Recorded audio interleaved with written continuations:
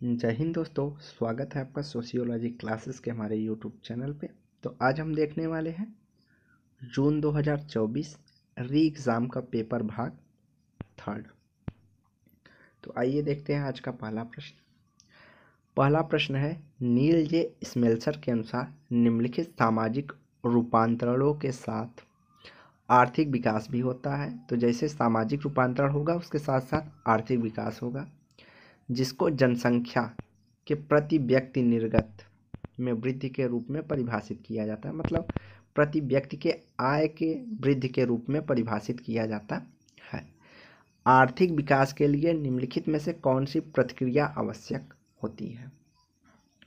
तो आर्थिक विकास के लिए इन्होंने माना कि कृषि का व्यवसायीकरण भी, प्रौद्योगिकी का आधुनिकीकरण, औद्योगिकरण की प्रक्रिया और शहरीकरण, इन चारों को नील जे स्मेल्सन ने आवश्यक माना है। तो यहाँ जो राइट आंसर हो जाएगा वो हमारा हो जाएगा ए बी सी डी।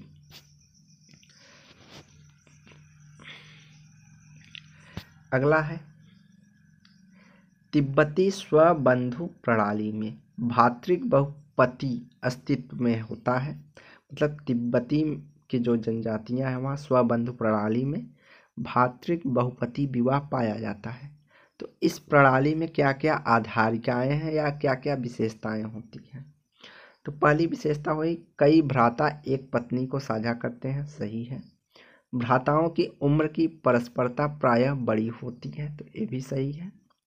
श्रेष्ठतम भ्राता का उतना ही नियंत्रण होता है जितना कि पिता का। तो बड़े भाई का उतना नियंत्रण रहेगा जितना पिता का। ये भी सही है। परिवार के भीतर विनियमित यौन संबंध होता है। तो विनियमित यौन संबंध भी होता है।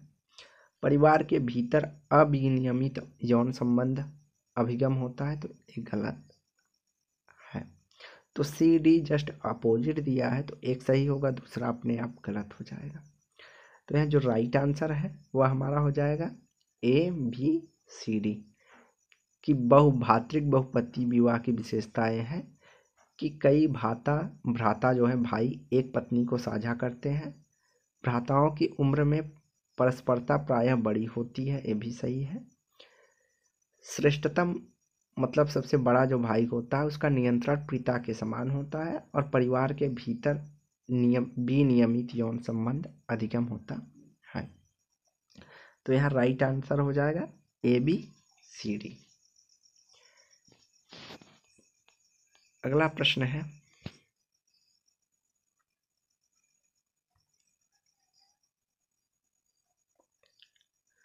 कि अल्फ्रेड शूट्स का परिघटना दृष्टिकोण जीवन जगत को निम्न प्रकार से संदर्भित करता है। अनुदान के रूप में स्वीकृति और सांस्कारिक यथार्थ पर आधारित नहीं। तो गलत है। अनुदान के रूप में स्वीकृत और सांस्कारिक यथार्थ के रूप में आश्रित, तो जीवन जगत जो होता है वह अनुदान रूप से स्वीकृत माना जाता है और सांसारिक रूप में जो यथार्थ या वास्तविकता है उस पर आधारित होता है। यह कथन सही है। अगला है कि, तो यहाँ राइट आंसर जो हो जाएगा वो हमारा आ जाएगा सेकंड। अगला प्रश्न है कि अगर हम प्रतिचयन त्रुटि में माप त्रुटि या अप्रतिचयन त्रुटि को जोड़ देंगे तो हमें प्राप्त होगी फ्रेम त्रुटि, योग त्रुटि, संयोगिक त्रुटि या प्रत्युत्तर त्रुटि। तो जब अगर हम प्रतिचयन त्रुटि में माप त्रुटि या अप्रतिचयन त्रुटि जोड़ देंगे तो वहाँ हमें योग त्रुटि प्राप्त होती है। अगला प्रश्न है,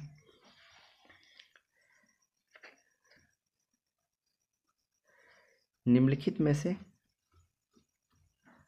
कौन सा निम्नलिखित अधिनियमों में से उनके अधिनियमन मतलब पारित होने के वर्षक्रम में व्यवस्थित करना है? तो हिंदू स्त्री पृथक निवास और अनुरक्षण अधिनियम जो है हमारा कब आया था? 1946 में आया है। उसके बाद पारसी तलाक अधिनियम कब आया हमारा? तो 1936 में आया है। उसके बाद जाति असक्तता उन्मूलन अधिनियम तो सर्वप्रथम जाति असक्ता उन्मूलन अधिनियम अंग्रेजों के जमाने में आया था, कब? 1850 में। और उसके बाद भारतीय तलाक अधिनियम, तो भारतीय तलाक अधिनियम जो है वह हमारा कब आया है? तो इसमें थोड़ा सा हमें डाउट है, जो हमें डेटा सर्च करने पे मिला है वह 1869 मिला है। और उसके बाद हिंदू उत्तराधिकार असक्तता अधिनियम जो है 1956 में आया है। तो इस हिसाब से जो इसका विकल्प होगा यहाँ सही नहीं दिया है, होना चाहिए था सी, डी, बी, ए और ई।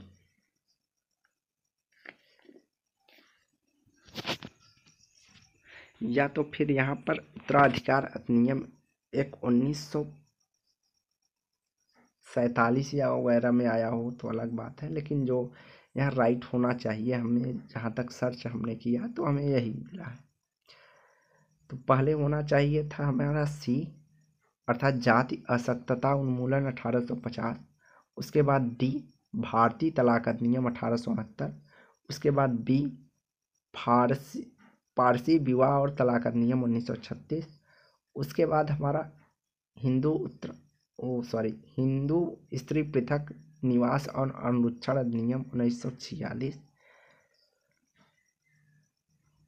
और उसके बाद हमारा लास्ट में हिंदू उत्तराधिकार असक्तता अधिनियम 1956। और यहाँ जो आंसर की में राइट आंसर माना गया है वो 2 को माना गया है।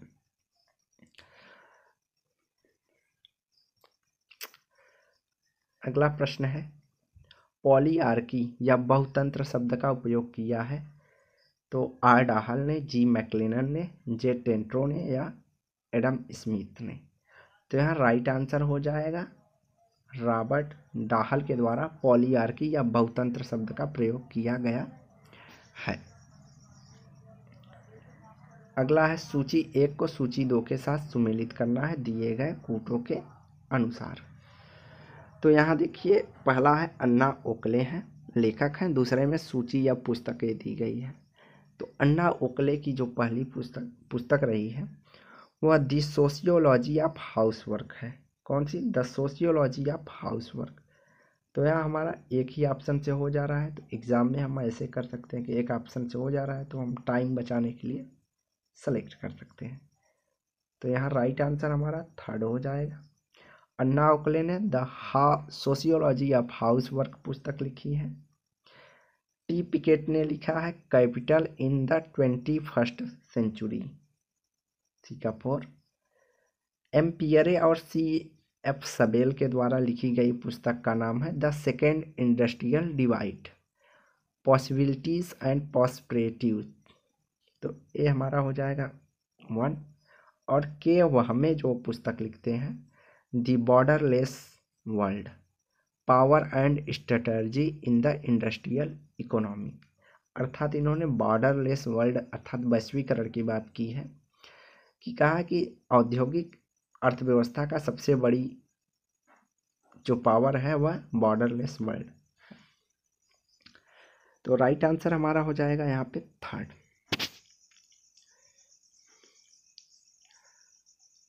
अगला है, सूची 1 को सूची 2 के साथ सुमेलित करना है दिए गए कूट के अनुसार। तो सूची 1 में है लेखक और उनसे जुड़ी पुस्तकें हैं। तो हम यहाँ पे सबसे सरल कौन सा है? सी राइट मिल्स। तो सी राइट मिल्स बात करते हैं हमारी the power elite. David Richman ने बात की है द लोनली क्राउड की बात डेविड रिचमैन करते हैं। जी विलियम डोम हाफ बात करते हैं, तो इन्होंने हु रूल्स अमेरिका, ये विलियम डोम हाफ की पुस्तक है। मैथ्यू जोसेफसन की जो पुस्तक है द रॉबर बैरन्स पुस्तक है। तो power elite C Wright Mills, the lonely crowd David Riesman, who rules America, William Domhoff और जोसेफसन का जो है द रॉबर ऑफ बैरन्स पुस्तक है।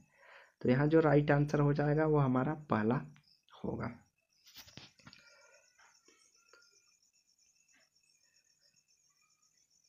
अगला है, इसमें देखिए छात्रों के वजनों का औसत मान क्या होगा या माध्य क्या होगा उसके बारे में बात किया है। तो ये देखो बहुत से बच्चों का गलत था और बहुत से बच्चों का सही था। तो यहाँ पे देखिए जो औसत मान होगा जिस वर्ग में सबसे ज़्यादा छात्र हैं उस वर्ग के बीच में आएगा। तो हमारा इसमें से किस वर्ग में सबसे ज़्यादा छात्र हैं, तो वह 140 से 149 के बीच में सबसे ज़्यादा छात्र हैं। तो हमारा औसत जो माध्य आएगा इसी के बीच में आएगा। तो हमारा यहाँ पे राइट आंसर क्या हो जाएगा, वो हो जाएगा सेकंड, 148.74 जो है हमारा राइट आंसर होगा।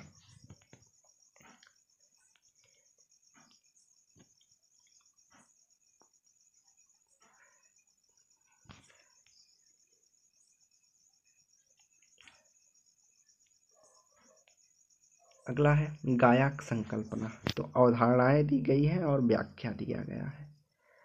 तो गाय संकल्पना होता क्या है, तो गाय संकल्पना होता है पृथ्वी ग्रह को स्वयं में एक जीवित प्राणी के रूप में देखा जाना, जिसमें मनुष्य और अन्य जातियों के में से प्रत्येक का अनिवार्य भूमिका निर्वहन होता है। तो इन्होंने पृथ्वी को एक स्वयं के जीवित प्राणी के रूप में देखना, जिसमें जो प्रत्येक जातियाँ या मनुष्य हैं सबकी अपनी अपनी भूमिकाएं हैं, उसको गाया संकल्पना के माना जाता है। ग्लोबल कॉमन्स क्या है, तो ग्लोबल कॉमन्स का मतलब है अंतर्राष्ट्रीय समुदाय के सभी सदस्यों द्वारा साझा किए गए संसाधन को हम ग्लोबल कॉमन्स या वैश्विक सामान्य कहते हैं। पर्यावरणीय अभाव, तो पर्यावरणीय अभाव का मतलब है कि ऐसी स्थिति जिसमें अल्प अवधि लाभ फलीभूत होते हुए पर्यावरण से हमारे संबंध पर गंभीर नकारात्मक दीर्घ अवधि प्रभाव होते हैं। लाभ तो हमें कम समय तक मिलता है लेकिन उसका दुष्परिणाम होता है बहुत अधिक समय तक होता है। जैसे प्लास्टिक पोल्यूशन को देखिए। अगला है सांस्कृतिक पारिस्थितिकी। तो सांस्कृतिक पारिस्थितिकी का मतलब है कि एक सैद्धांतिक निदर्श जो मानव संस्कृति और भौतिक पर्यावरण के संबंध को अन्वेषण या खोज करता है। तो यहाँ जो राइट आंसर हो जाएगा वह हमारा हो जाएगा पहला। कौन सा, पहला हमारा सही है।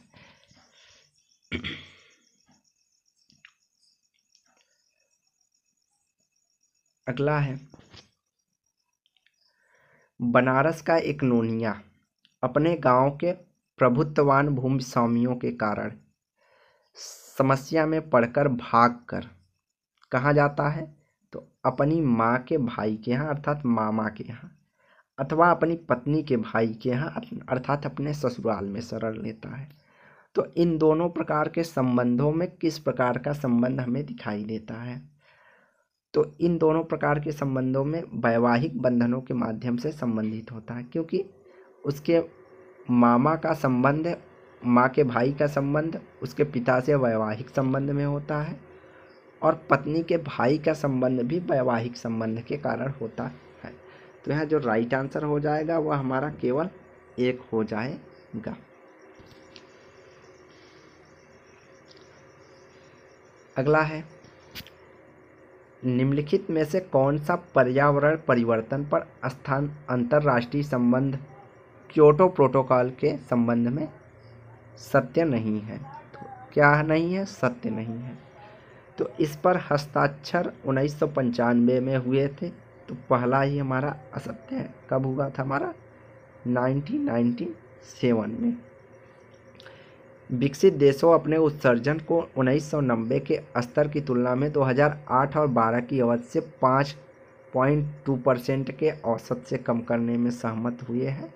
तो ये लगभग 5% है, तो आसपास है, इसलिए इसको सही माना जा सकता है। अगला है इसमें स्वच्छ विकास प्रक्रम सीरियम का प्रारंभ किया गया था, ये सही है। और सीरियम ने औद्योगिक देशों में विकासशील देशों में स्वच्छ ऊर्जा परियोजना को निधि प्रदान करके उनके क्योटो लक्ष्यों को पूरा करने हेतु क्रेडिट प्राप्त करने के लिए अनुमति प्रदान करता है। तो ये भी सही है कि इसमें क्रेडिट पॉइंट की लेन देन होती है। तो दूसरा, तीसरा, चौथा हमारा सही है। पहला गलत है क्योंकि 1995 में न होकर 1997 में हस्ताक्षर हुए हैं। तो प्रश्न के अनुसार हमारा राइट आंसर 1 हो जाएगा। अगला है सूची 1 को सूची 2 के साथ सुमेलित कीजिए। पुस्तक दिया गया है और लेखक है।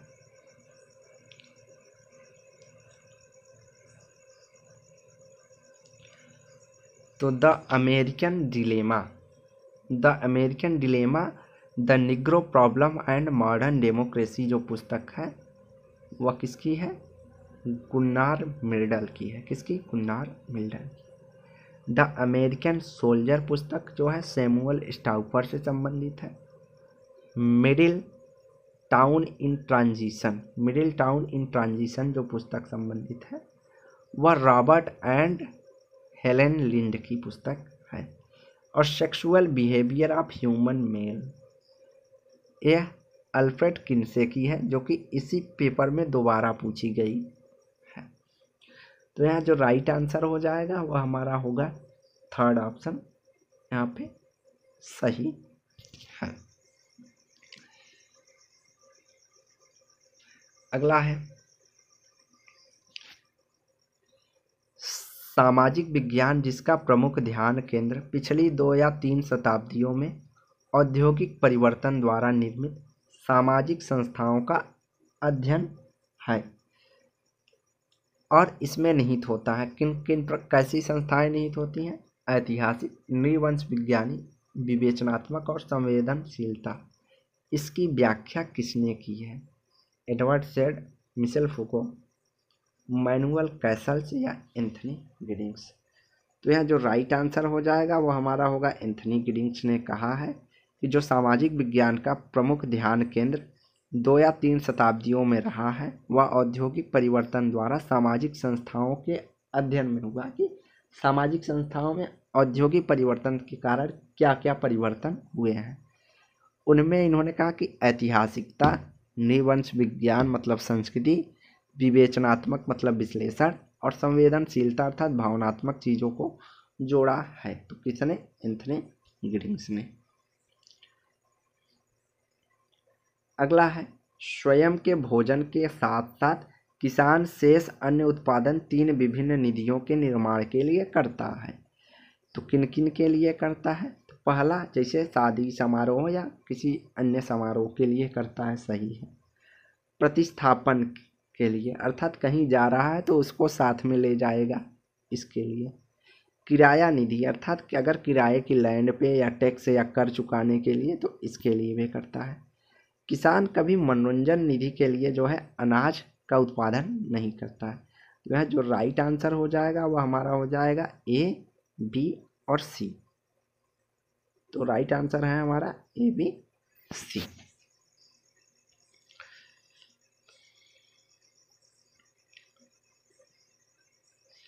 अगला है सूची 1 को सूची 2 के साथ सुमेलित करेंगे दिए गए कूटों के अनुसार। तो सूची 1 में दिया गया है अवधारणा और सूची 2 में दिया गया है लेखक। तो वर्ग स्थिति या वर्ग परिस्थिति की बात करते हैं हमारे मैक्स वेबर साहब। क्षमता उपागम की बात करते हैं कौन? अमर्त्य सेन जी। आर्थिक प्रगति के चरण की बात की है डब्ल्यू.जी. रोस्टो ने। और प्रदर्शन उपभोग की बात की है थर्स्टिन वेबलन ने।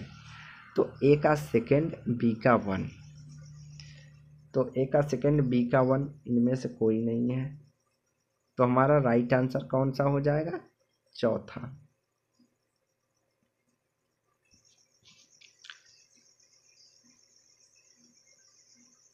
अगला है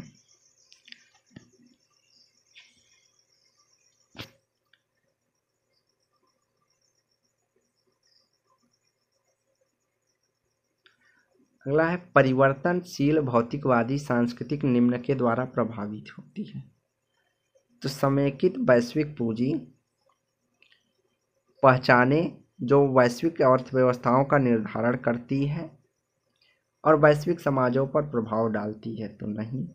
समेकित वैश्विक पूंजी नेटवर्क जिसकी गतिविधि में परिवर्तन तर्क अर्थव्यवस्थाओं का निर्धारण और समाजों को प्रभावित नहीं करते हैं, तो प्रभावित करते हैं, ये भी नहीं होगा। समेकित वैश्विक पूंजी विपणन इंफ्रास्ट्रक्चर जिसकी कार्यशीलता विभिन्न अर्थव्यवस्थाओं और समाजों को प्रभावित करती है, तो ये भी नहीं। समेकित वैश्विक मुद्रा नेटवर्क जिसकी गतिविधि में परिवर्तनशील तर्क अर्थव्यवस्थाओं का निर्धारण करता है और समाज पर प्रभाव डालता है, तो ये भी नहीं होगा। तो समेकित वैश्विक पूंजी नेटवर्क जिसकी गतिविधि परिवर्तनशील और तर्क है जो अर्थव्यवस्था को निर्धारित करती है और समाजों को प्रभावित करती है, तो ये हमारा जो है सही हो जाएगा ई। अगर यहाँ पे अगर नहीं हटा दे तो हमारा बी भी ऑप्शन सही हो जाएगा, जस्ट दोनों में नहीं का फर्क है। तो राइट आंसर हमारा हो जाएगा ई। तो ई देख लेते हैं किस में है ऑप्शन में। तो यहाँ राइट आंसर हमारा कौन सा हो जाएगा 4। अगला है जीएच मीड। जीएच मीड मैं को इस प्रकार परिभाषित करते हैं।